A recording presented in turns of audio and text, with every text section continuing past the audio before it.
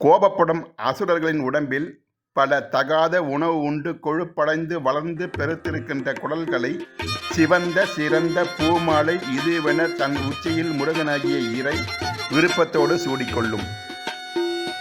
எங்குமே என்றுமே அமைதி காணாது பெரும் சினத்தோடு விளங்கும் அவுணரை சலத்து வரும் என்கிறார். அரக்கு போன்ற செந்நிற மேனியராதலால் அவர்களை அரக்கர் என்கிறார். அசுரர்கள் தின்பதை தவிர மற்ற ஒன்றும் செய்து அறியாதவர்கள், ஆதலால் அவர்களை கொழுத்து வளர் என்கிறார். வேல் தனது ஆற்றலுக்கு இசைய அந்த அரக்கர்களது சிறு குடல்களை நீக்கி நீண்டு வளர்ந்துள்ள பெருங்குடல்களையே மாலைகளாக சூடும் என்பதால் பெருத்த குடர் என்கிறார். அசுரரை அழிப்பது வேலுக்கு ஓகை தரும் தொழில், ஆகையால் விருப்பமோடு சூடும் என்கிறார். இத்தகு பெருமை வேலனுடன் உறையும் வேலுக்கும் உண்டு. எனவே வேலினை வணங்கி வேதனை தவிர்ப்போம்.